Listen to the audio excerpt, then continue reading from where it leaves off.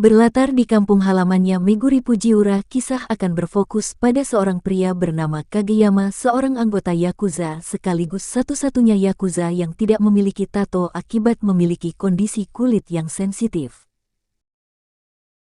入れ墨も入れられへん半端もんがや俺が敏感肌でよ Kageyama sangat setia kepada bosnya yang bernama Kamiura, seorang bos Yakuza yang sangat disegani dan dihormati berkat perlindungan yang dia berikan kepada seluruh penduduk yang ada di kota.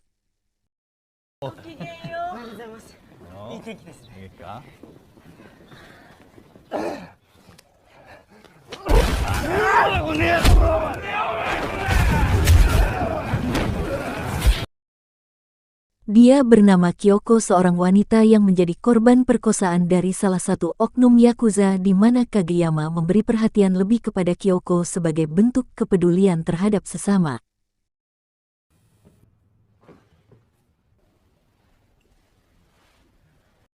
Beralih ke salah satu rumah penduduk yang di situ ada seorang bocah bernama Masaru yang hidup berdua bersama kakaknya.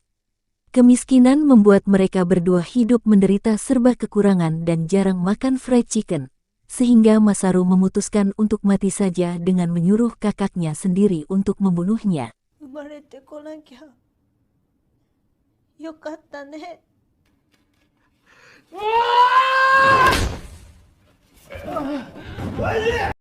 Disinilah kita akan diperlihatkan dengan bagaimana bijak dan baiknya bos Kamiura ketika dia memberikan santunan berupa uang beserta dompet-dompetnya sekalian demi membantu perekonomian Masaru dan kakaknya tersebut.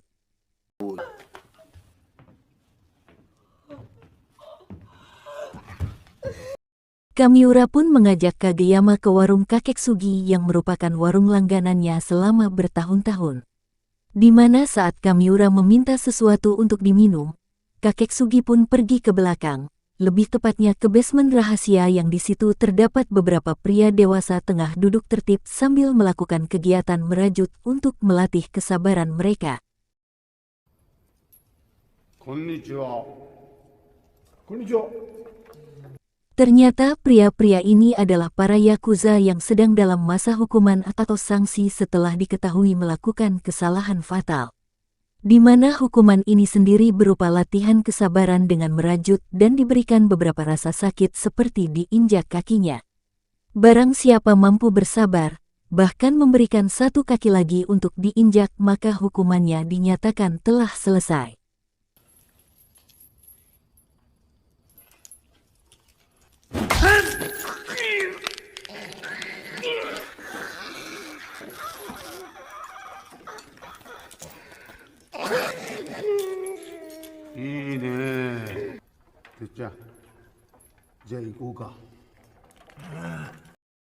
Alih-alih bisa kembali bebas, rupanya para Yakuza ini akan berakhir dengan kematian. Karena ujung-ujungnya tetap saja mereka akan dibunuh. Di mana kakek Sugi mengambil darah mereka untuk dimasukkan ke dalam teko yang ketika Kageyama ditawari untuk minum, Kageyama hanya nurut saja tanpa tahu apa yang sedang diminumnya.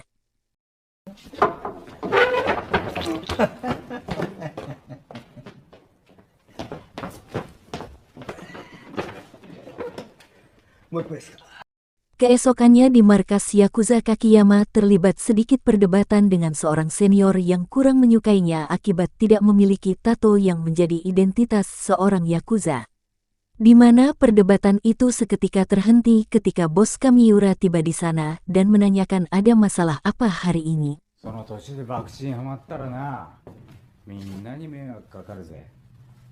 Diketahui ada seorang oknum guru yang bermasalah, yakni memiliki banyak hutang dan pinjaman online akibat kecanduan main kakek Zeus.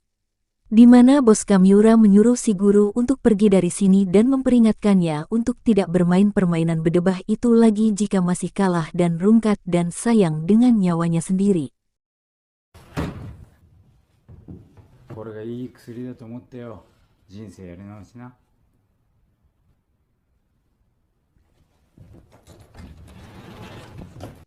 Setelah bubar ngantor, Kageyama menjenguk Kyoko untuk melihat kondisinya yang kini sudah lebih membaik. Yang ketika keluar, Kageyama cukup terkejut sekaligus refleks menendang si Angus yang merupakan ajudan bosnya. Kenapa ada di sini dan membiarkan si bosnya berjalan di luar sendirian, yang ternyata itu merupakan perintah dari bos Kamiura sendiri yang memang sedang ingin jalan-jalan sendirian tanpa didampingi oleh anak buah.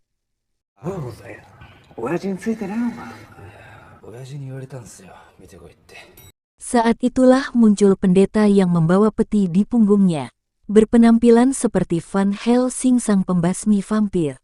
Pendeta ini nampaknya sudah lama mengenal Kamiura. Hal itu terbukti dari percakapan mereka berdua dan tiba-tiba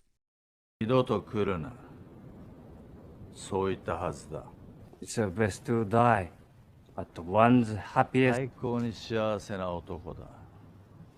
ここは秋葉原でしょ。si pendeta ternyata tidak sendiri. Dia datang bersama Mad Dog alias Kang Yayan Ruhian yang langsung menyerang Kamiura hingga tak berdaya. Tak lama muncullah Kageyama yang datang bermaksud untuk menolong, tetapi justru dialah yang harus dibuat babak belur.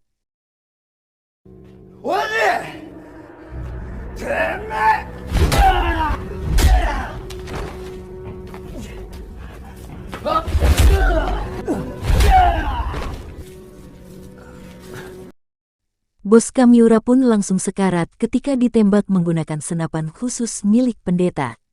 Kemudian Mad Dog benar-benar mengakhiri si bos ketika dia memenggal kepalanya hanya dengan menggunakan tangan kosong saja.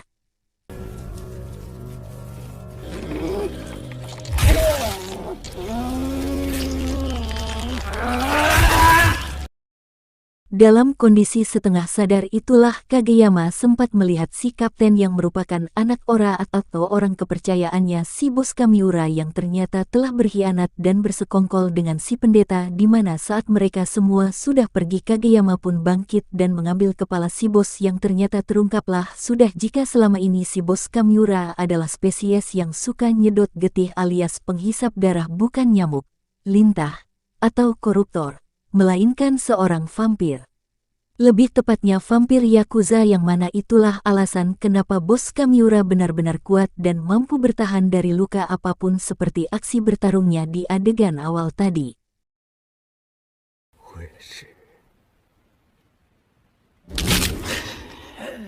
The Vampire no Mitsuyuki. Dengan fakta bahwa dirinya telah dikhianati dan tidak akan bertahan, bos Kamiura pun menyempatkan untuk menggigit Kageyama sehingga dia akan berubah menjadi vampir dan membalaskan dendam kepada orang-orang yang telah mengkhianatinya.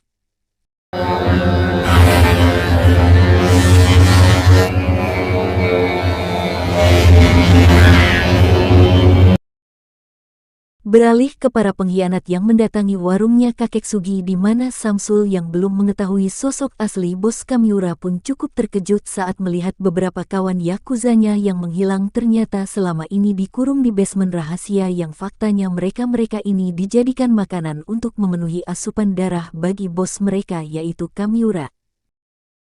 You're using this guy's blood for Kamiura. ヴァンパイアに命を預けてたってことがよ、俺ら。 Tak lama muncullah karakter baru yang merupakan kawan dari Medok dan si pendeta yaitu Kappa Goblin. Kedatangannya sekaligus membuka absurdan atau hal absurd pertama yang mungkin sulit diterima oleh akal sehat. Selain memiliki mulut yang bau dan fisik yang tidak puguh dengan punggung cangkang kura-kura, mulut paruh ayam dan tangan menyerupai bancet, si Kappa Goblin ini pun mengatakan bahwa mereka masih memiliki satu kawan yang belum datang yang merupakan seorang pembunuh terkuat dari yang terkuat, mendapat julukan sebagai raksasa modern tapi biasa dipanggil dengan nama si Kodok. 彼が来る世界最強のテロリストや。恐ろしすぎて笑うてるわ腕。 Kembali pada Kageyama yang sedang merasakan efek transisi menjadi vampir. di mana secara kebetulan dia melihat seniornya sedang mengganggu dan menyakiti warga yang merupakan pasangan suami istri setelah kabar kematian bos Kamiura. Seluruh Yakuza bertindak brutal dan di luar aturan sehingga ketika melihat Kageyama masih hidup si senior pun mengeluarkan sepucuk pistol dan menembak Kageyama secara tidak puguh-puguh. 手出さねえのは親父の掟だ。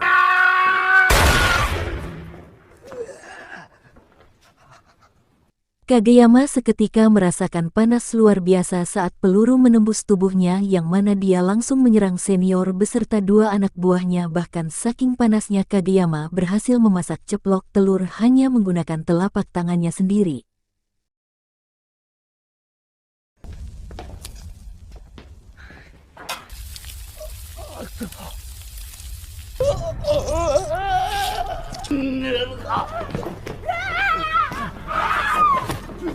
Setelah merubah pasangan suami istri itu menjadi vampir, mereka berdua pun mengejar seorang siswi sekolah dan dari situ seluruh penduduk di kota ini pun berubah menjadi vampir. Sedangkan untuk Kageyama, dia merasa bersalah setelah menyakiti warga dan sempat akan bunuh diri, tetapi seketika dia teringat dengan pesan bosnya untuk membalas dendam terhadap orang-orang yang sudah mengkhianatinya.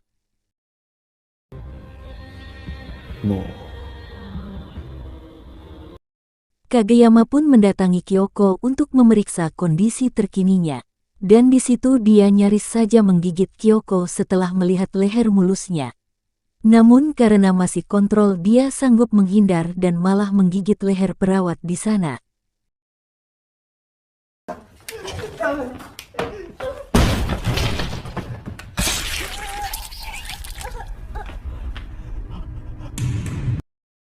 Kageyama pun tersadar di tempat persembunyiannya kakek Sugi yang langsung menjelaskan tentang kondisi vampirnya saat ini bahwa Kageyama sekarang sudah resmi menjadi salah satu varian vampir bernama vampir Yakuza dan ada beberapa aturan penting atau semacam tutorial untuk menjadi seorang vampir yang disiplin, bersahaja, berdikari dan bermanfaat untuk sesama.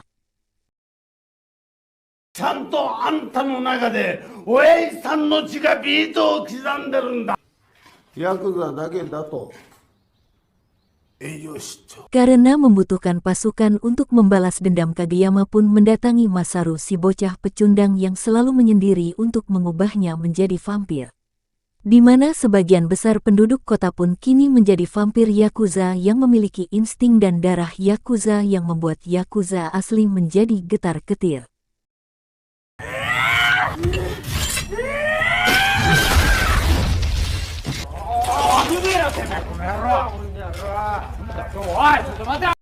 Samsul dan si kapten pun bahkan terheran-heran dengan kelakuan semua penduduk yang kini melakukan judi dan bersikap seperti Yakuza melebihi Yakuza itu sendiri. Kekacauan terjadi di jalanan, bahkan para polisi yang sudah digigit pun kini tidak menjalankan tugas dengan baik, bahkan seolah acuh tak acuh saat Samsul dan rekan-rekan meminta bantuan.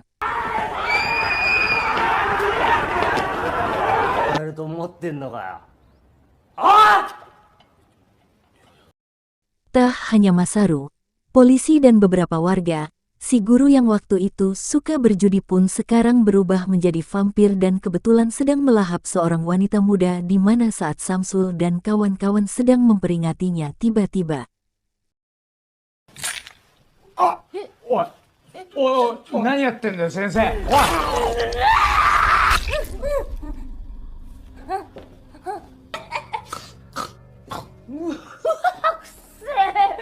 Tak hanya itu, saat mereka akan pergi muncullah Masaru yang berdiri di tengah jalan, di mana dia langsung menyerang mobil Samsul hingga mereka semua menjadi ketakutan sendiri dibuatnya.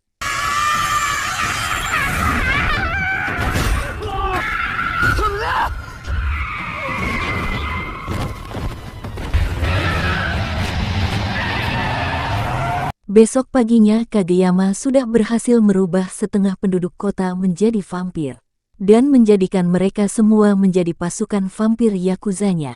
Dan si kapten sendiri tiba-tiba mengalami kondisi congean ketika dia mendengar ada tetesan air di telinganya, bahkan memuncratkan sejumlah cairan putih dari dalam telinganya tersebut.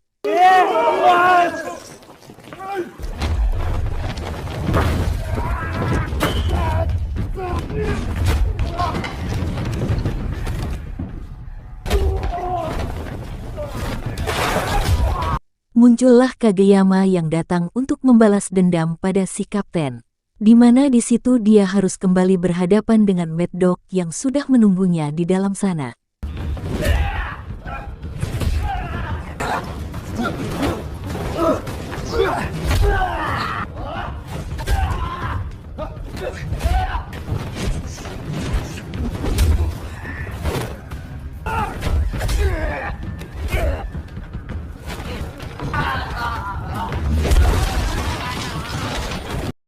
Saat pendeta akan menembak, muncullah kakek Sugi dengan bom palsunya sehingga Kageyama berhasil diselamatkan dan dibawa kabur dari tempat tersebut. Keesokannya kegiatan sedang berdiri di tepi pantai dengan Kyoko yang sudah ada di sana. Tiba-tiba terjadi gempa hebat yang disinyalir berasal dari kemunculan si kodok alias si raksasa modern yang sempat dikatakan oleh Kappa Goblin tadi, di mana Kyoko memberikan support berupa pelukan agar Kageyama tetap bersemangat untuk menggantikan bosnya menjadi seorang vampir Yakuza sejati. 最高の男になるんでしょ。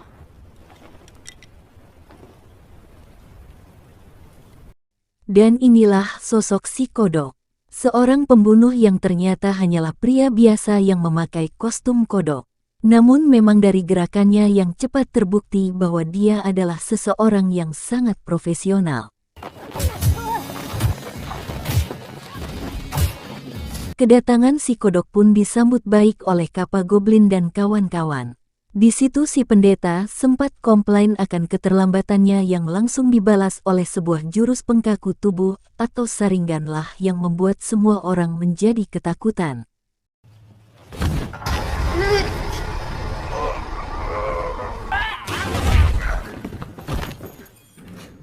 Disinilah si kodok menunjukkan kesadisannya ketika dia membunuh seluruh Yakuza yang sedang merajut. Sehingga sudah jelas bahwa kedatangan si kodok kemari adalah untuk bertarung dengan Yakuza terkuat yang tak lain adalah Kageyama.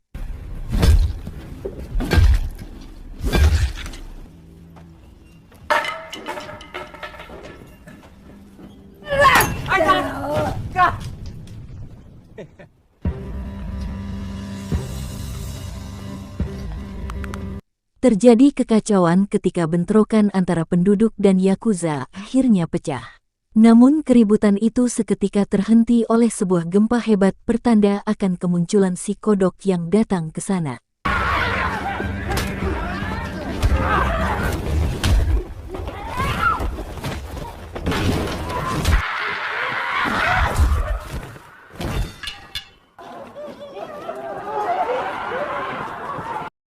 Tak lama muncullah Kageyama yang datang dengan jubah hitamnya di mana si kodok langsung mengambil kuda-kuda untuk melakukan pertarungan, tetapi sebelum itu Kageyama membawa Masaru untuk menemui si kapten dan menyuruhnya untuk menunjukkan kemarahan sekaligus membuktikan bahwa dirinya bukanlah seorang pecundang.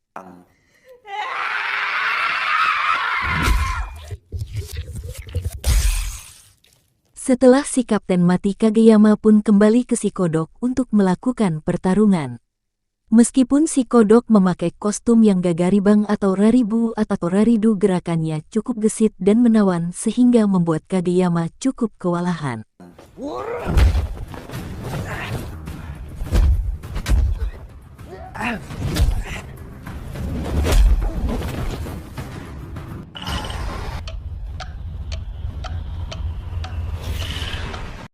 Saat si kodok akan menyerang Kageyama menggunakan uncaku, muncullah Samsul dan Angus adiknya membawa sebuah bas yang dilengkapi dengan gatling gun otomatis dan si kodok dihabisi begitu saja.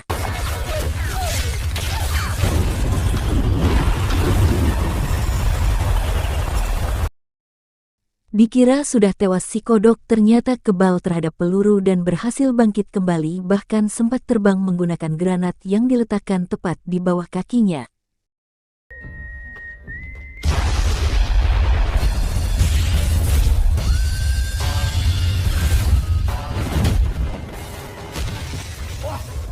Saat itulah muncul si pendeta yang langsung mengajak Samsul dan Angus pergi ke tempat lain untuk melakukan pertarungan sendiri.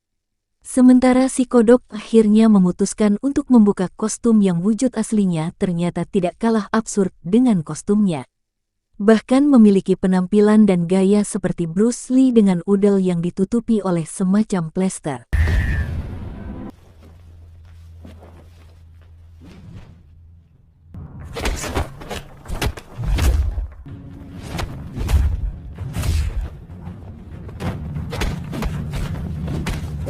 Samsul sendiri berhasil mengejar si pendeta dan terlibat sedikit baku tembak di antara mereka berdua, di mana Samsul yang sudah lebih dulu tertembak pun berhasil bertahan dan sukses membunuh pendeta menggunakan pistol biasa yang dibawanya.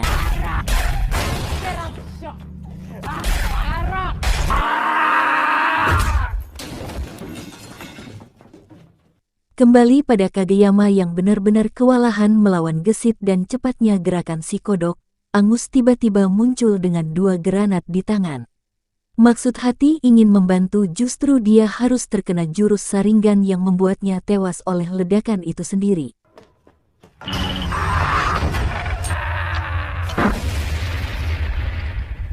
Saat itulah semangat Kageyama akhirnya bangkit dan berhasil menahan pukulan keras yang dilayangkan si kodok yang secara tak sengaja berhasil menemukan kelemahan si kodok, yaitu udelnya yang cara untuk mengalahkannya ternyata tidak kalah aneh dan edannya dengan alur cerita ini, yaitu cukup dibuka plesternya dan si kodok pun langsung mati.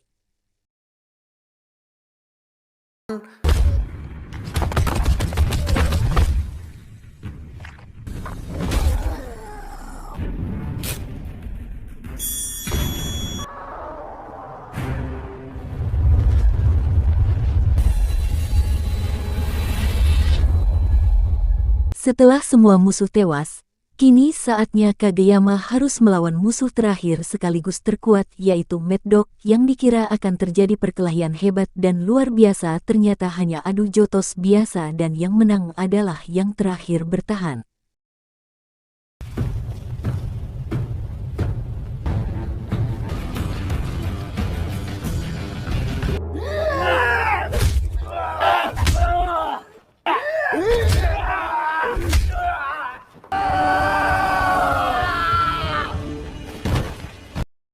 Setelah Kageyama menang, kita akan melihat ending yang benar-benar memiliki imajinasi tinggi sama seperti film Jepang pada umumnya yang selalu menampilkan raksasa. Seperti dalam setiap film Ultraman yang si jahatnya atau musuhnya kalah pasti jadi raksasa.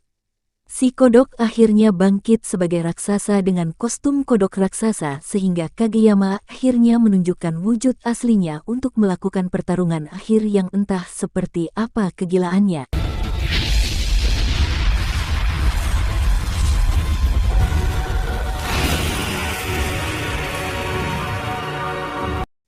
Tamat. Ending yang sangat membagongkan.